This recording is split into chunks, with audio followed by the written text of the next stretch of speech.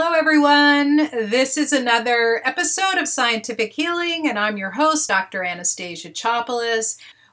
In today's broadcast, I'm going to talk about the lessons I learned from healing my 88-year-old dad after his stroke last week. So about 8 days ago, he had a stroke and, the number one thing, he's old and his wife died, his 64-year-old marriage.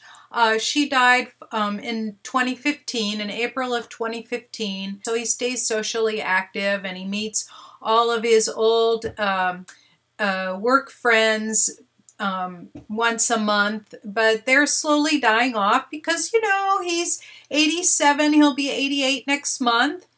And, he's doing fabulously well. So what happened on Sunday was that my sister texted me in the morning before she took him to church, and she says, yeah, his left leg is dragging a little, and, he doesn't quite sound like himself. And I'm going, okay, so he's having a stroke. And she said, what? And she was kind of denying it. So I'm going to go through some of the symptoms. They got back from church and I went over there and, he's speaking, the voice doesn't quite sound like himself. And I said, Dad, we need to call 911 now. And he's saying, no, I don't want to do that. I don't want to go to the hospital. So this is the number one problem with very aware adults. He is not, he has some signs of a little bit of mental, slowdown, but he's still completely all there. You can have totally awake conversations with him. So the number one factor that stops it is them. They are telling me, like this I've heard over and over again from older adults, especially over 80. I've been taking care of myself for 80 years. I don't need your help. So it's really, really, really hard for an elderly person to give up their autonomy. It's been a sense of pride, like a feeling of pride for him that he did not take medications until he was 83.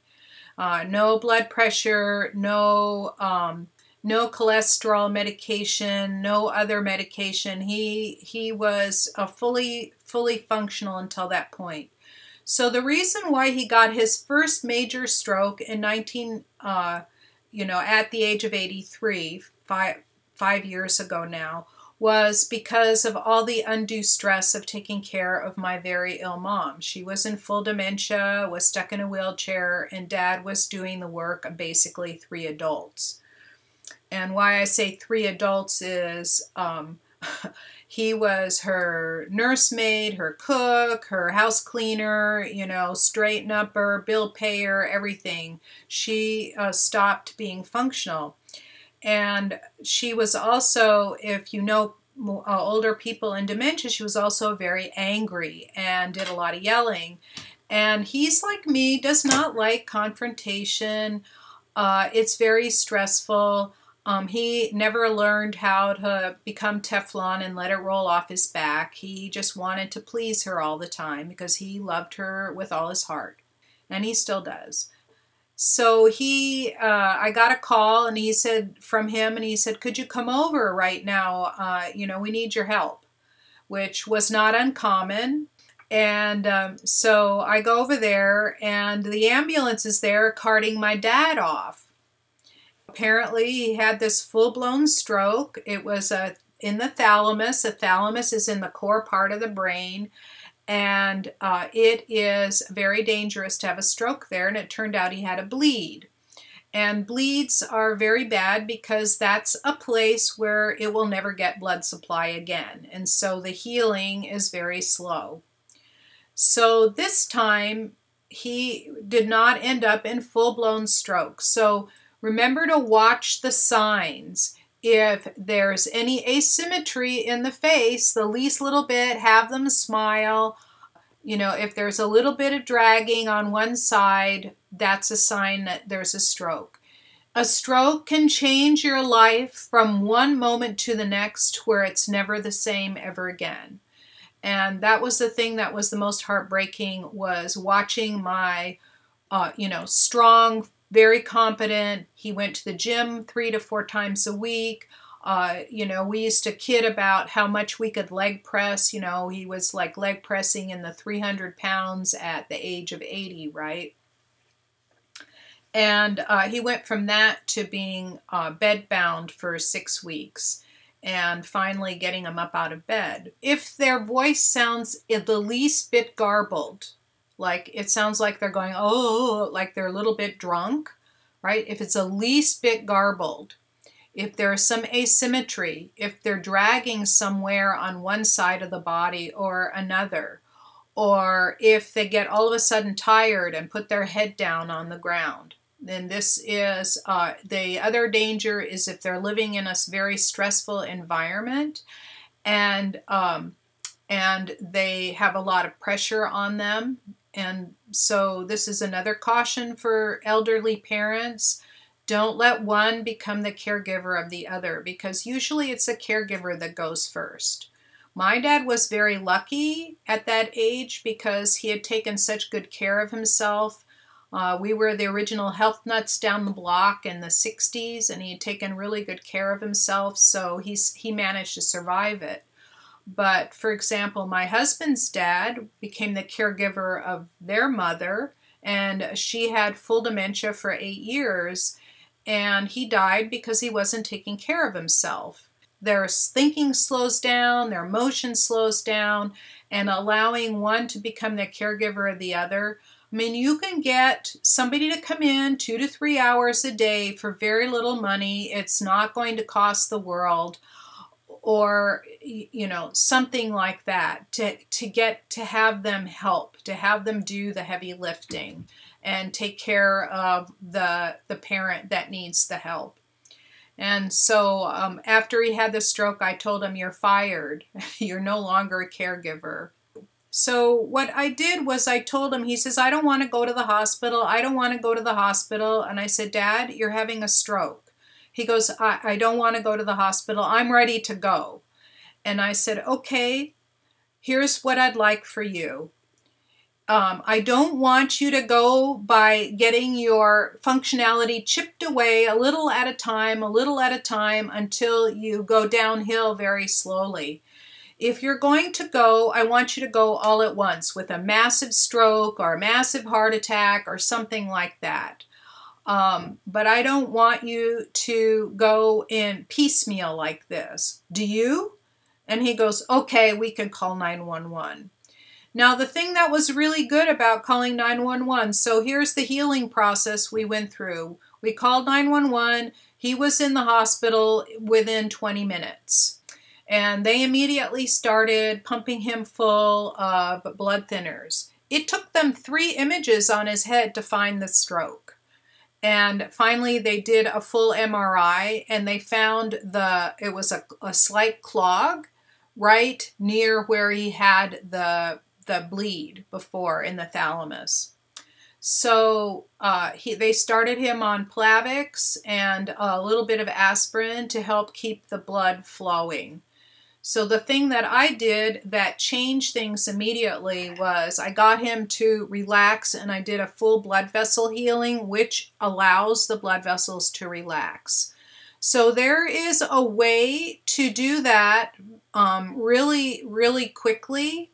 And I recommend people do this. I put the link in the description here. The link is a powerful healing audio. And what that does is it helps release the emotions that are locked up in the body that cause the blood vessels to tighten up.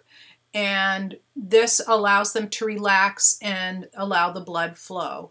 So I did a massive healing on him while I was in the hospital, and my sister was standing next to him.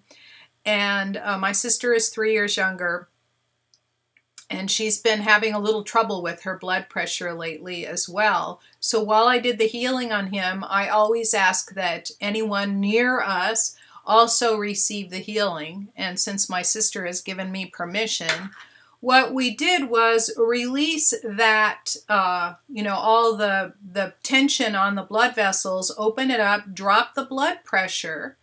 And my sister said that her blood pressure has been lower than it's been in months. So when it starts to climb, this is just a warning for all of you. When it starts to climb, this is where you're in the danger zone. The reason why it starts to climb is you're experiencing emotional upset, number one.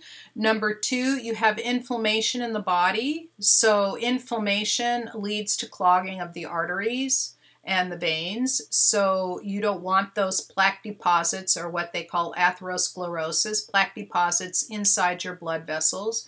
You can remove them by reducing the inflammation.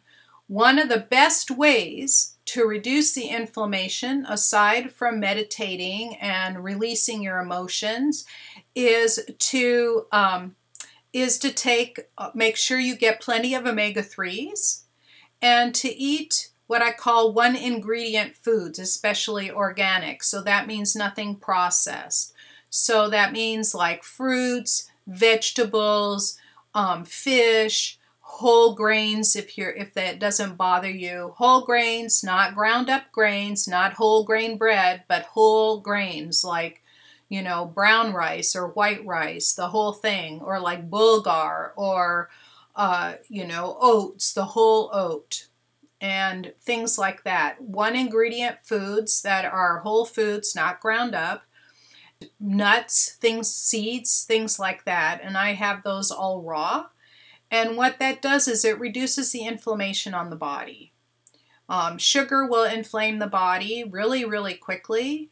I mean, most people can tolerate a little bit, but more than a little bit, not so good. If you're eating a lot of fruits, especially high glycemic fruits, cut down the high glycemic fruits and eat more berries. Strawberries, blueberries, blackberries, raspberries, things like that. And this will really help reduce the inflammation and stop the clogging.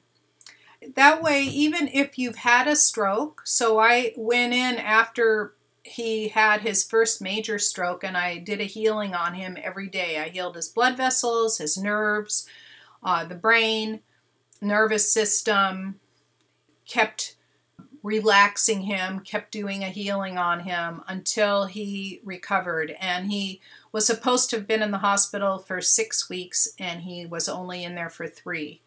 And he recovered substantially, which they told me in the hospital that men over 80 especially usually don't make it. And I told them not to count my dad out and that he would come back in the hospital walking. And so they wanted to do a story on him, and I think they should. But he got back from the hospital 2 days later. They released him in 2 days. So after I did the healing, his speaking became normal again. He's no longer garbling his, it doesn't sound garbled. Like it sounds like he didn't have pebbles in his mouth like he did. And his functionality is back to what it was. Right, so now he's on blood thinners to help, and that's only for a month, to help keep the blood flowing in his brain. The quicker you get it, the quicker you get the blood, reestablish the blood flow, the less amount of damage. Like I have met people who waited overnight because they didn't know what was happening to them, and they waited overnight to go to the hospital, and the damage then can become permanent. And so the recovery, the faster you get to the hospital, the quicker your recovery. The faster they can take care of you. And why I advocate hospital, because hospitals, conventional medicine is best for emergencies because they can nip things in the bud with intervention, and that's what it should be used for. Nip things in the bud with intervention. Thank you so much for listening. I appreciate you being here. If this has been some help to you, please give it a thumbs up or 5-star rating. Share it with your friends, and be sure to subscribe to my channel. I will see you same time, same place next week.